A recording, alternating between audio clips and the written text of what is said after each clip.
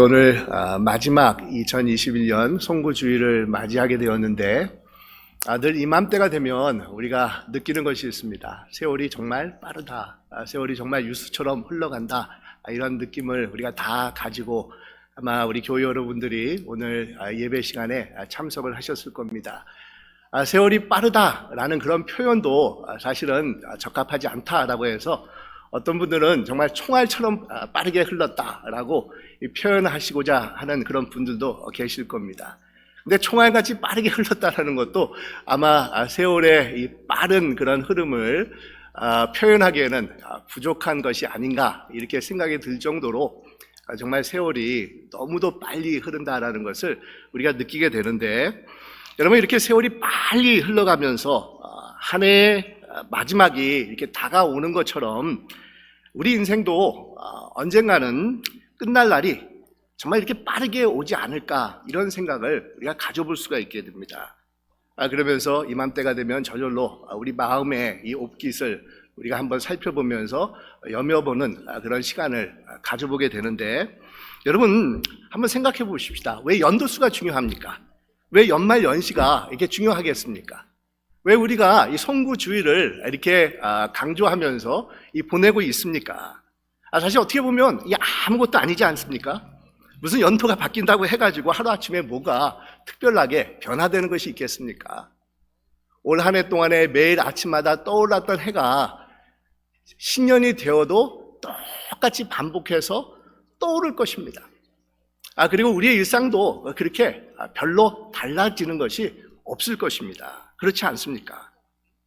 그럼에도 불구하고 사람들이 연수가 바뀌는 것을 중요시 여기는 이유가 있다고 하면 한번 이렇게 생각을 해볼 수가 있는데, 그것은 분주한 일상의 삶 속에서 정신없이 살아가던 우리가 잠시 멈추어서 지난 한 해의 일생을 뒤돌아보고 반성하고 정리해 볼 수 있는 기회를 가질 수 있기 때문이 아닌가, 이렇게 생각을 해보게 됩니다. 특별히 연말이 있고 송구주일이 있다는 것은 우리에게 참 도움이 됩니다. 여러분, 그렇지 않습니까? 너무도 당연합니다. 너무도 당연한 진리입니다. 우리가 하나님 앞에 가는 날이 세월이 가면 갈수록 다가오고 있다라는 그것은 인생에 어느 누구도 부인할 수 없는 이 진리가 됩니다. 그러면서 언젠가도 내 인생에 끝이 있고 떠날 날이 있다는 사실을 우리가 이런 송구주의를 통해서 다시 한번 생각해보고 깨달아 볼 수가 있게 된다는 겁니다. 요즘 흔히들 웰빙이라는 그런 표현을 많이들 쓰고 있는 것을 우리가 접하게 되는데, 여러분, 웰빙이라는 것은 잘 사는 것을 말하고 있지 않습니까? 그냥 물질적으로 우리가 이제 충만하게 이렇게 잘 사는 것뿐만 아니라 이 정신적으로, 관계적으로, 또 여러 이렇게 사회적으로도 잘 사는 그런 모습을 가리켜서 우리가 웰빙이라고 할 수가 있는데, 사실 유대인들이 이렇게 외쳤던 이 샬롬과 하나님께서 주시는 그 샬롬이라는 그런 개념과 비슷하지 않는가, 이런 생각을 해보게 됩니다. 여러분, 샬롬은 그냥 평화가 아닙니다. 우리의 육체적인 그런 부분뿐만 아니라 정신적인 것, 관계적인 것, 사회적인 것, 이 모든 것이 다 조화를 이루는 그 상태가 바로 샬롬인데, 이것을 요즘 우리 한국 사회에서는 웰빙이라고 이렇게 표현을 하고 있지 않는가, 이런 생각을 해보게 됩니다. 근데 여러분, 웰빙, 잘 사는 것도 중요합니다. 행복하게 사는 것도 중요합니다. 그런데 또 중요한 것이 있다고 하면 잘 죽는 것, 마지막을 잘 마무리하는 것, 웰다잉도 중요하다는 겁니다. 제가 어느 이렇게 호스피스 이렇게 그 단체에서 발행하는 그 잡지를 읽으면서 웰다잉이라는 그런 표현을 제가 처음 접하게 되는데, 근데 웰빙뿐만 아니라 이런 웰다잉도 굉장히 중요합니다. 왜냐하면 우리 모두는 언젠가는 인생에서 이 마지막을 반드시 만날 때가 있기 때문이라는 겁니다. 그런데 여러분, 우리 웰다잉을 조금 순화시켜 본다고 하면은 웰 엔딩이다 라고 우리가 한번 표현도 해볼 수가 있는데, 그래서 우리가 한 해를 마치면서 지난 한 해 동안에 우리가 얼마나 웰빙을 하면서 살아왔는가를 우리가 한번 뒤돌아보면서, 또 한편으로 우리가 이제는 올 한 해가 끝을 맺으면서 이런 끝을 맺는 날이 이 세상에 내게 언젠가는 온다라는 것을 생각해 보면서 우리가 이런 송구주의를 맞이해서 웰다잉, 웰 엔딩을 우리가 한번 준비해보는 그런 좋은 기회도 되지 않을까 이렇게 생각을 해보게 됩니다. 그런 점에서 우리가 송구주의를 맞이해서 지난 한 해 동안의 자신의 삶을 뒤돌아보면서 올 한 해를 잘 마무리하고 더 나아가서는 내 삶의 남은 생애를 잘 마무리하는 그런 결단의 기회가 우리에게 필요하다는 겁니다. 오늘 본문을 보면 아주 멋진 웰 엔딩으로 인생을 마친 한 사람이 우리에게 소개가 되고 있는 것을 볼 수가 있는데, 마치 서쪽 하늘이 이렇게 해가 지면서 붉게 물들이고 정말 저무는 그런 아름다운 해처럼 정말 멋있는 인생을 마치는 그런 아름다운 순간을 맞이하는 한 사람이 우리에게 소개가 되고 있는데, 누굽니까? 모세이지 않습니까? 모세가 우리에게 소개가 되고 있습니다. 오늘 말씀은 이 모세의 마지막 모습을 우리에게 보여주고 있는데, 이 모세의 마지막 모습을 통해서 우리가 한 해를 잘 마무리하고 더 나아가서 우리의 인생을 정말 멋진 웰 엔딩으로 인생을 마무리하겠다라는 그런 결단이 우리 안에서 세워졌으면 좋겠습니다. 여러분, 오늘 본문이 쓰여진 이 시점은 모세가 120세가 되었을 때입니다. 이 한마디로 모세의 인생은 정말 파란만장한 그런 삶을 살았다라고 우리가 생각을 해볼 수가 있는데, 우리가 잘 아는 것처럼 이스라엘이 400년이 넘도록 애굽의 노예 생활을 하고 있었던 애굽 왕의 압제 속에 있었을 때 태어나자마자 이 모세는 죽임을 당할 수밖에 없는 그런 운명에 놓이지 않습니까? 하지만 우리 하나님께 그런 극적인 개입과 섭리로 인해서 이 모세는 구사일생으로 구원을 받아서 애굽 왕궁의 공주의 양자로 입양을 하게 됩니다. 그로부터 40년 동안 애굽의 왕자로서 이 화려한 그런 궁궐의 생활을 했던 사람이 바로 모세입니다. 그리고 동족 이스라엘을 괴롭힌 애굽 사람을 죽인 후에 미디아 광야로 쫓겨나가서 그곳에서 이 모세는 40년을 입어물게 됩니다. 그리고 마지막 40년 모세의 인생은 이스라엘 백성들을 애굽에서 출애굽을 시켜가지고 이 광야 생활을 했던 그런 삶을 살았었습니다. 이렇게 살아온 120년의 세월이 마치 아마 영화의 필름처럼 이 모세의 눈앞에 이 마지막을 이렇게 경험하면서 순식간에 지나갔을 것이 되는 겁니다. 그러면서 모세는 이제 자신의 마지막이 가까이 왔다는 것을 직감을 하고 홀로 산꼭대기에 올라갑니다. 이 본문에 보면 이 느보산에 우리 모세가 올라갔었는데, 이 느보산 중에서도 가장 높은 최고봉인 이 비스가 꼭대기로 올라간 것입니다. 그리고 인생의 마지막을 아주 멋진 웰 엔딩으로 장식을 한 사람이 바로 모세였다는 겁니다. 그러면 여러분, 구체적으로 모세는 어떤 모습으로 자신의 인생을 웰 엔딩으로 장식을 했겠습니까? 첫째로 이 사명을 완수함으로 멋진 웰 엔딩을 장식한 사람이 바로 모세였다는 겁니다. 그런 약속의 땅인 가나안을 바로 목전에 두고 있지 않았었습니까? 그런데 하나님께서는 모세에게 그 약속의 땅에 너는 들어가지 못하게 된다라는 것을 이 말씀을 합니다. 그러면서 그저 눈으로만 하나님께서 모세에게 약속의 땅이 저기다라는 것을 보여주게만 하십니다. 그래서 오늘 읽은 우리 4절 말씀에 보면 이렇게 말씀을 하고 있습니다. 여호와께서 이르시되 이는 내가 아브라함과 이삭과 야곱에게 맹세하여 그의 후손에게 주리라 한 땅이라. 내가 내 눈으로 보게 하였거니와 너는 그리로 건너가지 못하리라 하시매. 이렇게 말씀을 하는 겁니다. 사실 여러분, 인간적으로 보면 참 섭섭한 말씀입니다. 그렇지 않습니까? 지금까지 모세가 얼마나 많은 고생과 고생을 해오면서 이스라엘 백성들을 40년 동안에 이끌면서 여기까지 왔습니까? 근데 바로 코앞에 두고 있는 그 가나안 땅, 자신이 그렇게 꿈꾸면서 바라던 그 가나안 땅을 바로 코앞에 두고는 하나님께서 모세야, 수고했다. 하지만 너는 못 들어간다. 그냥 보기만 하거라 라고 말씀을 하니 이 모세 입장에서는 정말 섭섭할 만한 그런 일입니다. 근데 여러분, 하나님께서 왜 그렇게 바로 코앞에 두면서 모세에게 구경만 시켜주었지 들어가지 못하게 하셨겠습니까? 이 표면적으로는 무리바라는 곳에서 있었던 이 사건 때문인데, 에스라엘 백성들이 그곳에 도착했었을 때 물이 없는 것을 이렇게 불평하면서 원망하면서 이 모세에게 막 자신들의 그런 마음들을 쏟아놓게 되자 이 모세가 너무도 화가 납니다. 그래서 혈기를 부리기 시작을 합니다.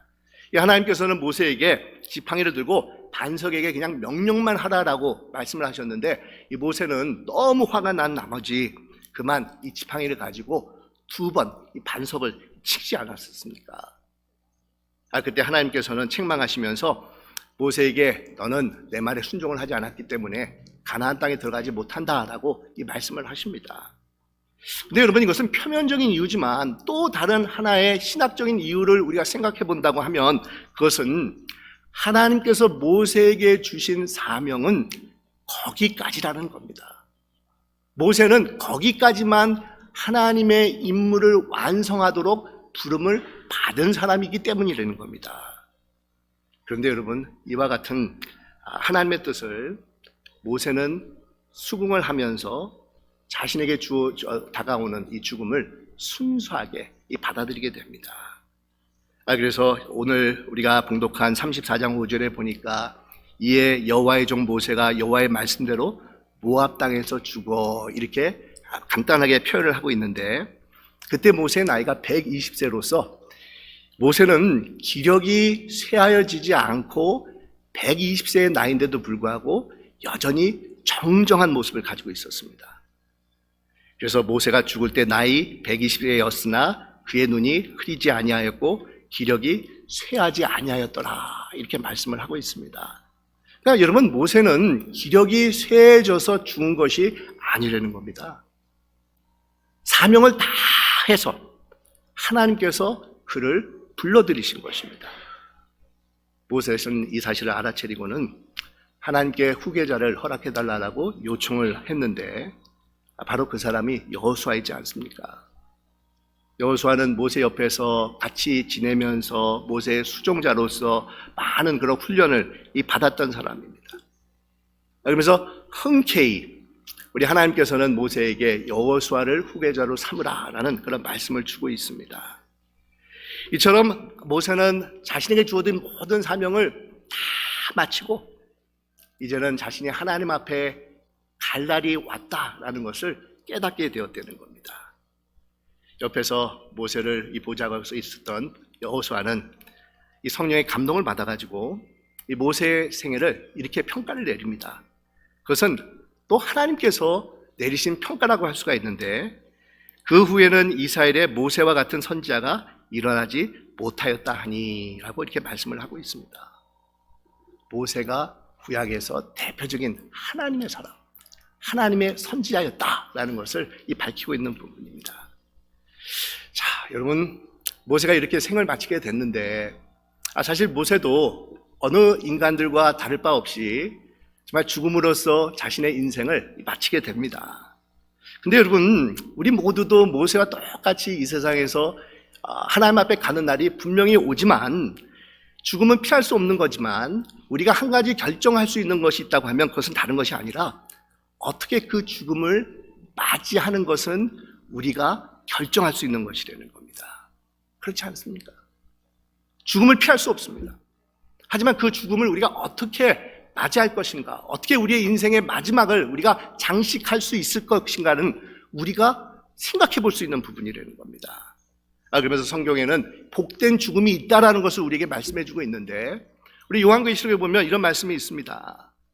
주 안에서 죽은 자들은 복이 있도다 하시매 성령이 이르시되 그렇다 그들이 수고를 그치고 쉬리니 이는 그들의 행한 일이 따름이라 하시더라, 이렇게 말씀하면서 복된 죽음이 있다라는 것을 말씀을 하고 있습니다. 복된 죽음, 그 복된 죽음은 주 안에서 맞이하는 죽음을 말하고 있다는 겁니다. 그러니까 하나님을 믿는 그런 신앙을 가지고 살다가 죽게 되는 그 죽음, 예수를 믿고 천국을 소망하다가 죽게 되는 그 죽음은 복된 죽음이 된다는 겁니다. 여러분, 왜 이것이 정말 복된 죽음이 되겠습니까? 우리가 두 가지 이유를 생각해 볼 수가 있는데, 하나는 영원한 안식이 시작이 되기 때문이라는 겁니다. 우리가 세상에서 얼마나 많이 수고하고 애쓰면서 살아가고 있습니까?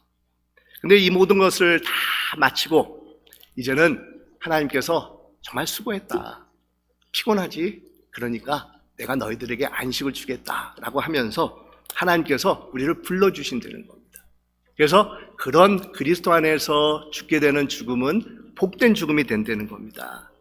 그리고 또 하나는 믿음으로 수고하고 애쓴 결과 이 천국의 상급을 받을 수 있기 때문이라는 겁니다. 여러분, 모세는 정말 이 말씀대로 오랜 세월 동안에 수고한 모든 삶을 마치고 이제 천국의 안식으로 들어가게 됩니다. 그리고 천국의 찬란한 빛 가운데서 영광을 누리게 된다는 겁니다. 그래 여러분, 얼마나 아름답고 멋있는 그런 인생입니까? 우리에게는 또한 성경에서 모세처럼 죽은 그런 신앙의 선배들을 우리가 찾아볼 수가 있는데, 그 중에 빼놓을 수 없는 사람이 이 바울이지 않습니까? 이 바울은 이 다메섹 도상에서 부활하신 예수님을 극적으로 만나고 인생을 마칠 때까지 정말 복음을 위해서 아주 치열하게 정말 싸웠던 사람이 바로 바울입니다. 그러면서 하나님 앞에 갈 때 바로 직전에 이 바울이 이런 말씀을 남깁니다. 그러니까 바울의 제일 마지막 서신서입니다. 그 중에서도 마지막 부분에 우리 바울은 이런 최후의 고백을 우리에게 말씀해주고 있습니다. 전제와 같이 내가 벌써 부어지고 나의 떠날 시각이 가까웠도다.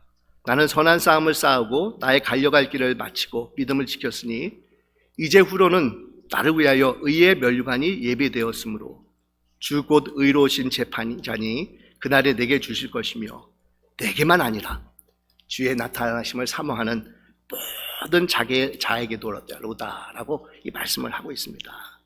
여기서 바울은 자신이 하나님 앞에 갈 것과 또 그곳에 갔었을 때 면류관이 자신을 기다리고 있다는 것을 아주 너무도 잘 알고 있었다는 겁니다. 마치 마라톤 선수가 아주 긴 그런 코스를 완주를 하고 결승점을 통과할 때 막 두 손을 들어가지고 환호를 하면서 이제 이 고생을 다 끝나고 이제 너무 신이 납니다. 감사합니다. 라는 그런 모습과 이 비슷한 장면을 우리에게 보여주고 있다는 겁니다. 여러분, 얼마나 멋있는 모습입니까? 그렇지 않습니까? 우리가 잘 아는 아프리카 땅의 아버지라고 불리는 리빙스톤이라는 그런 선교사가 있지 않습니까? 근데 이분은 영국 분입니다. 자신의 인생의 반을 넘게 아프리카 밀림에서 지내셨던 분입니다. 요즘은 이 아프리카도 많이 이렇게 발달이 되어서 도시화가 되었다고 하지만 그때만 해도 19세기 때만 해도 완전히 밀림이었습니다. 그런데 그 밀림에서 이 리빙스톤 선교사님이 들어가서 생활을 하면서 정말 수없이 많은 그런 어려운 그런 시간도 있음에도 불구하고 이분은 평생을 그곳에서 지내면서 이 사명을 마칩니다. 중간에 고향인 영국으로 이렇게 귀향을 했을 때 많은 사람들이 이제 그만 가다, 그만큼 수고했으면 됐다라고 하면서 만류를 했지만 이 안락한 삶을 뒤로 하면서 이분이 다시 아프리카로 가게 됩니다. 근데 아프리카 가가지고 실종되었다는 소식이 전해지게 되면서 많은 사람들이 이렇게 걱정을 했었는데, 그때 미국의 뉴욕 헤럴드에서 파견된 스탠리라고 하는 기자가 이 리빙스톤 선교사님이 실종된 것을 알고 그분을 찾으려고 일부러 그분이 계셨던 아프리카로 가게 됩니다. 그러면서 그곳에서 찾다가 이 리빙스톤 선교사님을 발견하게 됐는데 보니까 영양실조가 걸려 있고 또 말라리아로 죽을 지경이 되었다는 겁니다. 그래서 이 스탠리라는 기자가 5개월 동안 리빙스톤 선교사님과 같이 지내면서 영국으로 같이 돌아가자라고 설득을 했지만 리빙스톤 선교사가 노를 했다는 겁니다. 리빙스톤은 그 후로 계속해서 밀림에 남아가지고 활동을 하다가 1873년 5월 1일 날 그가 살고 있었던 오두막에서 무릎을 꿇고 기도하고 있는 모습으로 하나님의 부르심을 받게 되었다고 합니다. 그러니까 노예 무역을 뿌리 뽑고 이 복음의 사명을 감당하기 위해서 이 리빙스톤은 33년이란 긴 세월 동안에 한순간의 변함도 없이 그곳에 머물면서 자신에게 주어진 이 사명을 감당했다는 겁니다. 여러분, 오늘 우리가 송구주일을 보내면서 연말을 맞이하면서 한번 스스로에게 질문해 보시길 바랍니다. 나는 하나님 앞에서 그것이 크고 작든지 간에 내게 주어진 사명을 얼마나 잘 감당하면서 왔는가? 만일 오늘이 내 인생의 마지막 날이라고 하면 그 대답이 바로 여러분 인생에 대한 평가가 될 수가 있다는 겁니다. 가정에서, 교회에서, 사회에서 하나님께서 맡겨주신 그 사명에 충성을 다하는 그런 자들이 얼마나 내가 되었는가를 생각해 보면서 우리 한번 우리의 남은 삶은 정말 내가 주어진 사명을 충성스럽게 잘 감당하겠다라는 이 각오를 가지실 수 있는 여러분 되시길 바랍니다. 정말 그래서 하나님께서 우리를 부르실 때 정말 아멘, 할렐루야 하면서 훨훨 날아가듯이 우리 하나님 앞에 가시는 여러분 되시길 바랍니다. 사실 저는 오늘 이 설교를 준비하면서 개인적으로 제가 굉장히 많이 이렇게 마음에 이렇게 힘이 들기도 하고 또 이렇게 내 자신에게 하는 설교도 된다라는 생각을 해보게 되는데 사실 저희 가족 중에서 한 분이 굉장히 이렇게 아프셨습니다. 그래서 제가 몇 번 제가 휴가를 받아서 동부에 가가지고 같이 시간도 보내면서 여러 가지 이렇게 이야기도 나누고 또 작별 인사도 나눴는데 그분이 사실은 크리스마스 때 하나님의 부르심을 받으셨습니다. 어저께 부르심을 받으셔서 사실은 제가 조금 이렇게 마음이 좀 힘든 가운데 있지만 그래도 크리스마스 이브 때 전화가 와가지고 나하고 얘기하고 싶다고 해서 같이 한번 통화를 또 했습니다. 그러면서 작별 인사를 하면서 정말 고마웠다, 정말 감사했다. 그리고 하나님 나라에 가서 우리 보자. 그곳에 가면은 또 어머니 아버지도 계실 거고 우리 같이 만날 수 있다라는 것을 우리 얘기를 하면서 같이 이렇게 작별 인사를 했는데 한편으로 이런 생각을 해보게 됩니다. 나에게도 이런 마지막이 오겠구나. 우리는 그냥 막연하게 죽음이다라는 것을 생각해 보지만 이렇게 가까운 사람들에게 죽음이 찾아올 때마다 우리는 그냥 머나먼 남의 일같이 생각했던 것이 나에게도 찾아올 수 있겠구나라는 것을 우리가 느껴볼 수가 있다는 겁니다. 그러면서 정말 우리에게 남겨진 이 인생들을 우리가 소중한 시간이지 않습니까? 우리가 언젠가는 하나님 앞에 가게 되는데 정말 나는 어떤 삶을 살아가야 되겠는가 그런 생각을 해보게 됩니다. 여러분, 크고 작든 간에 그것이 중요한 것이 아닙니다. 하나님께서 우리에게 주신 사명의 길이 있습니다. 가정주부면 가정주부로서, 아버지면 아버지로서, 할아버지나 할머니면 조부로서, 또 목회자면 목회자로서, 권사로서, 장로로서 우리에게 주어진 그 사명이 있는데 그 사명을 정말 충성스럽게 정말 감당하면서 우리 하나님께서 우리를 부르실 때 정말 우리가 감사함으로 가실 수 있는 여러분들 되시기를 바랍니다. 또한 두 번째로 모세는 성화된 모습으로 아주 멋진 그런 웰 엔딩을 장식을 하는데 여러분 우리가 살다가 인생을 마지막 구하는 그날이 하나님을 뵙는 날이지 않습니까? 물론 우리가 이 세상에 살아가면서도 하나님을 만날 수 있습니다. 하지만 우리가 직접 하나님을 뵙는 것이 아니라 희미하게 하나님을 뵈면서 하나님을 알아가는 차원에서 우리는 하나님을 만나게 된다는 겁니다. 그런데 여러분 우리가 하나님 앞에 가는 그 순간은 얼굴과 얼굴을 맞이하듯이 이 만나는 날로서 굉장한 날이 될 것이라는 겁니다. 여러분 그때 어떤 모습으로 여러분은 하나님 앞에 가서 하나님을 얼굴과 얼굴을 맞대면서 만나기를 원하고 계십니까? 마치 결혼 날짜를 받은 신랑 신부가 정말 설레이는 마음을 가지고 이 자신들의 모습을 살피면서 이 가꾸는 것처럼 그 날이 올 것을 기대하면서 우리는 살아가야 되는데 그런 과정을 거치는 것을 가리켜서 예수 그리스도를 닮아가는 성화의 과정이라고 할 수가 있다는 겁니다. 여러분 우리가 예수님을 믿음으로 영접하면 우리가 천국에 갈 수가 있겠지만 우리가 이 세상에 남겨진 이유 중에 한 가지가 있다고 하면 세상에서 감당해야 될 사명이 있기도 하고 또 한편으로는 우리가 시간을 두면서 우리가 성화의 길을 가야 되기 때문이라는 겁니다. 그래야지만 우리가 하나님 앞에 얼굴과 얼굴을 맞댈 때 하나님께서 우리의 모습을 보면서 더욱더 기뻐하시지 않겠습니까? 마치 안경에 끼인 서리를 우리가 가끔마다 이렇게 닦을 때가 있지 않습니까? 그런 것처럼 우리의 영혼을 투명하고 아주 맑게 갈고 닦으면서 수련을 하면서 우리 자신을 하나님과 얼굴과 얼굴을 맞대는 그 날을 준비할 수 있는 자들이 되어야 된다는 겁니다. 그러니까 누추한 모습이 아니라 아름다운 모습으로 우리가 하나님 앞에 가야 됩니다. 근데 여러분 모세의 모습을 보십시오. 모세는 육신적으로만 강건했을 뿐만 아니라 그의 영혼은 참 아름다운 모습이었다는 겁니다. 우리 신명기 오늘 읽은 10절에 보니까 모세는 여호와께서 대면하여 아시던 자요 이렇게 말씀을 합니다. 한마디로 늘 하나님과 가까운 삶을 살았던 자였다는 겁니다.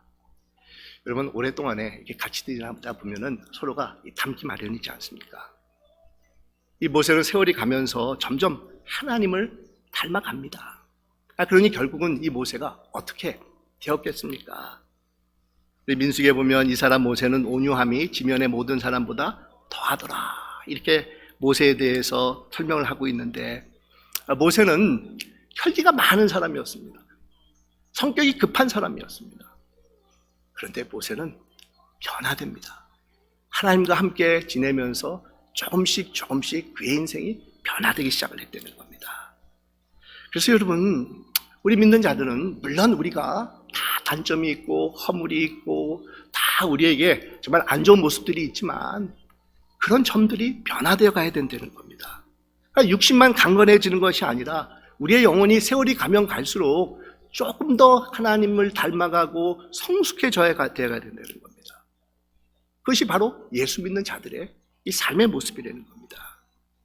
그래서 바울이 고린도후서에서 이렇게 말씀을 합니다. 그러므로 우리가 낙심하지 아니하노니 우리의 겉사람은 후패하나 우리의 속사람은 날로 새로워지는도다 라고 말씀을 합니다.